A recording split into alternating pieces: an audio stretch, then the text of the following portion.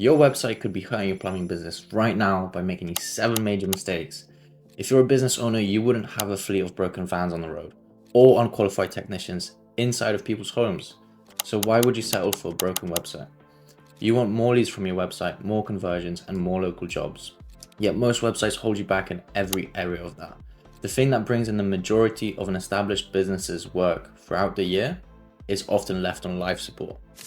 So the real question is, would you want your business powered by a rusty van or a Ferrari? Because that's the difference we're talking about here. And the worst thing is, most of these companies are paying around the same either way. So the thing holding them back is mostly lack of knowledge. You can typically identify a broken website by these signs. They're hard to contact, look low trust, too generic, slow and awkward, not able to convert. And a well-performing website by these. They're easy to inquire, they build instant trust, clear services and locations, fast and optimized, and conversions first.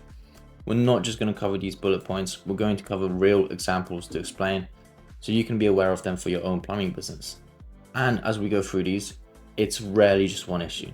Bad websites usually make mistakes consistently across multiple areas. We might be going over one specific issue, but you might notice other mistakes keep showing up with them. So let's go through some examples of major mistakes that hurt plumbing websites and could potentially be hurting your business too. First mistake, websites that make it hard to get in touch. The entire point of having a website is so that hundreds or thousands of people that land on it can actually contact your business. But here's how this problem usually shows up. There is no clear phone number. In this website, you can see there's a callback button and a call us today button. If you press the callback, a form opens to send them your phone number so then they can call you back. Honestly, you've lost the conversion and you don't know as a customer how long they're going to take. So this is a no-go. Here you've got another call us button today. Let's see what this one does. It takes us to the bottom of the page, to a form. Again, I've got an emergency. This form, it doesn't actually inform me how fast this is going to be. I might just go away. This is not the typical way you would do things either, so that's going to put off customers too. I know it says call back in a few minutes, but the reality is, if you don't have buttons that work, I don't know if you actually have a phone that works either. So the few minutes, you've already lost my trust here. So normally what happens is there's either like no clear phone number or anything. Here they actually have a button that says to call back, but it's actually like not a real button. So it's a good example. Sometimes these buttons are hidden, sometimes they're not actually there, sometimes they're not clickable, but phones are still one of the main ways for people to reach out, especially in plumbing. Other problems are no strong call to action. If the site doesn't clearly tell people what to do next, and this isn't just this website, these are other reasons, to call now, request a quote, book an appointment, they hesitate as you're making them think of what they need to do next. And that hesitation is going to cost you the inquiry. Some websites don't have a contact form, so you'd be surprised how many sites I've worked on that either don't have one or just link out to an email address. If you're making people leave your website and work hard to reach you, you've lost them. Then you also get instances of buried or non-existent contact pages, either tucked away in the footer, somewhere deep in the navigation, just generally hard to find unless you're actively looking for it. If I can't find it, if you can't find it, your customer isn't even going to try. Customers want an obvious next step, not because they're impatient or because they can't read, but because they have an urgent problem to deal with.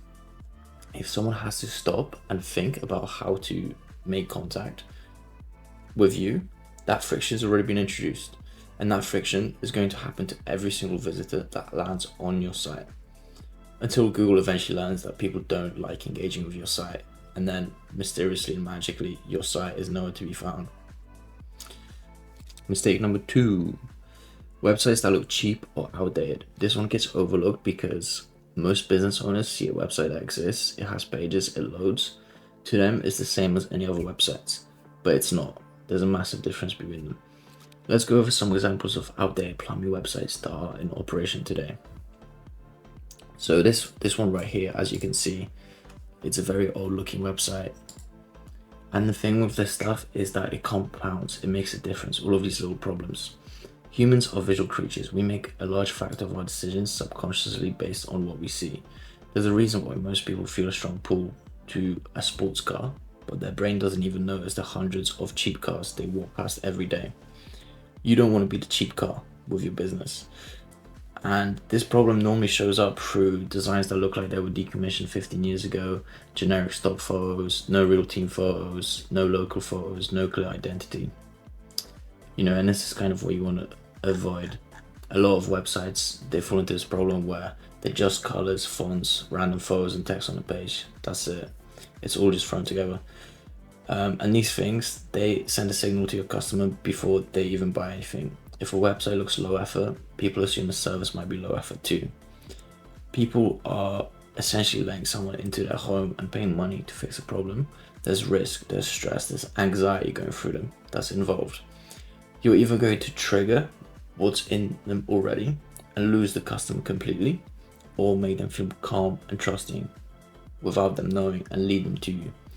You've got about a few seconds to have that happen, and how they feel is how they will decide. You can't be leaving the good stuff for down here, like images, sections, because it's too late. This is an example of an outdated website that has quite a lot of generic stock images, very outdated design. Let's quickly have a look at some other examples. This is an outdated website which actually has all of the core things that you would need in a website. Like, it has reviews right above the fold in the hero section. It has a phone number. It has a nice navigations, nice animations. It's got clear services, but it's still outdated. That's the point. And these are two different examples of outdated websites. You've also got this website, again, fully operational business. They've got a contact form, some benefits, but again, completely outdated design. Like, these websites, as you can see, they do one thing well and break 6 other rules. They do one thing good here, 6 mistakes here, and it's just a mix of these different factors playing. Third mistake: websites that feel completely generic. Plumbing business operates in a specific area, specific towns, specific neighborhoods, specific postcodes, but some websites never mention any of them.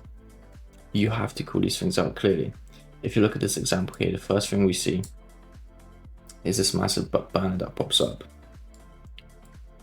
which I can't do anything with. When you go to the actual page, it doesn't really tell you anything clear about what they do. And you might say, hey, but the location name is written up here.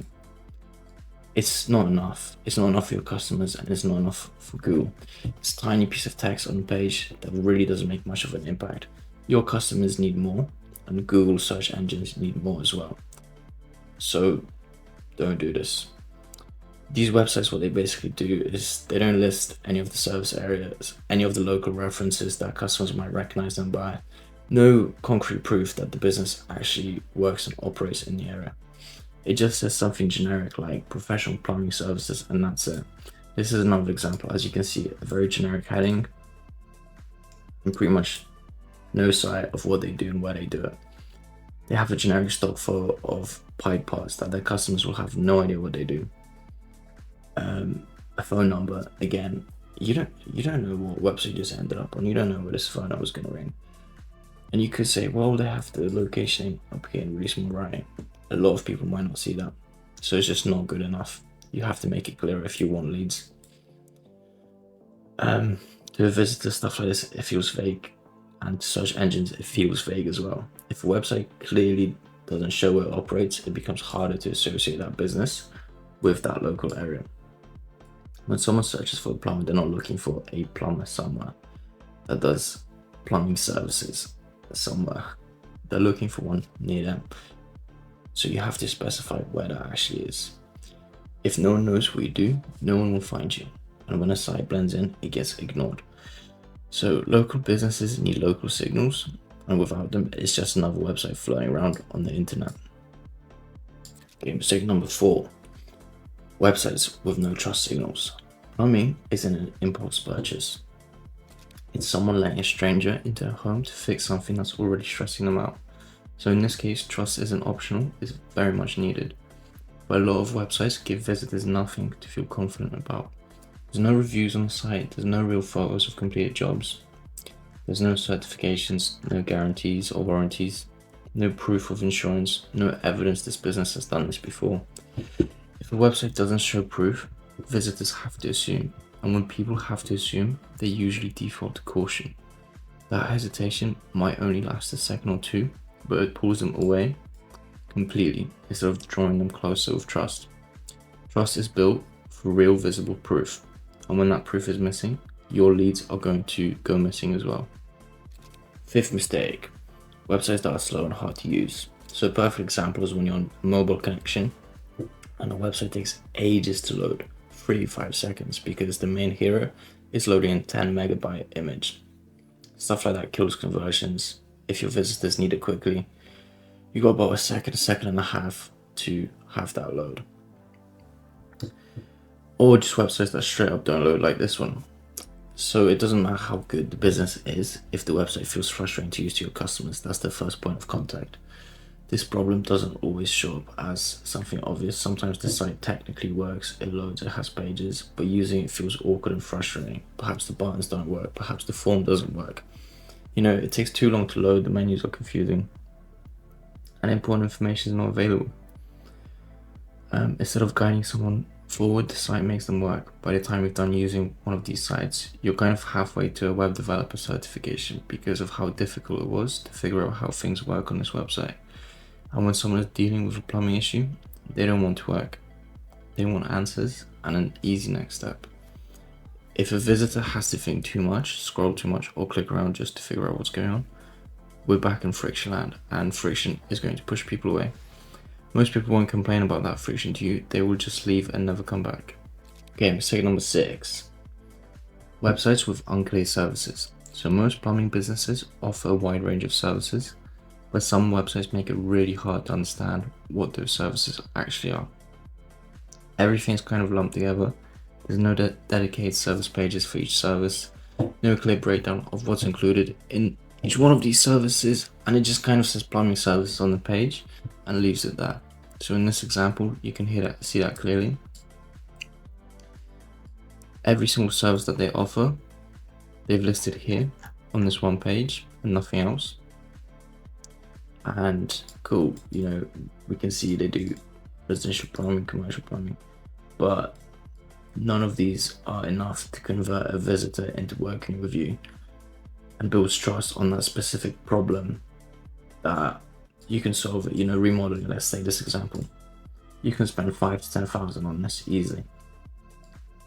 Is someone going to inquire with you about giving you 5,000 to 10,000 because it says remodeling on the page? Probably not. And it's also not enough for Google to properly understand what the business does. So when all services sit on one page like this, it becomes much harder to rank for any of them individually, which means that you're actually ranking for none of them because you're kind of trying to rank for all of them on one page. And if your pages are not actively building trust with customers, they're actively pushing them away. When services are vague, both the customers and search engines struggle to understand the business. So this is kind of what you definitely want to avoid if you're trying to rank for any of your services and actually get customers. Okay, mistake number 7. Websites that are not structured to convert. So some websites are not necessarily ugly and they're not broken, they just have no clear flow. So you wouldn't place your gallery section at the top where your hero is, because you understand that's not the right section for that part of the page, which implies that there is a correct place to put each section and an order to follow. But a lot of websites don't follow any real structure. It's just blocks of content stacked on top of each other, walls of text, keywords forced into every sentence, long pages repeating the same terms over and over to try and rank higher, all written with search engines in mind, and almost no thought given to the actual person reading it. But ranking alone doesn't create inquiries, that's the problem. Once someone lands on a site, there needs to be a journey. When that flow is missing, visitors get lost and they don't move forward with your business. They scroll, they lose interest, they move on. It's not just information that you're meant to put on a page. It's supposed to be a structured journey to that goal. And when the customer journey isn't intentional, the end destination that they arrive at isn't either. So if you don't make it clear what that customer journey is from A to Z when they land on your website, you can't expect them to end up at Z, which is becoming a lead and booking with you. Just like as you can see here, it is text, great. But how do I actually, as a customer, get a remodeling job? I now have to go out of my way to find a way to contact them. Most people are just not going to do this to try and convince you to give you their money. So there you have it, 7 common mistakes that quietly hold your plumbing business back. And the important thing to understand is this, it's rarely just one of these alone. Most underperforming websites make several of these mistakes at the same time. They're hard to contact, they have an outdated design, there's no local signals, they have no trust, slow and frustrating to use, unclear services, and no real structure for customers to follow. And when those issues stack up, your leads drop off. Even if your website is making these mistakes and still generating some leads, imagine what would happen if those friction points were removed. You gotta remember, if your plumbing website isn't bringing in consistent local work, it's not because no one in your local area needs plumbing that month. It's because the website isn't working.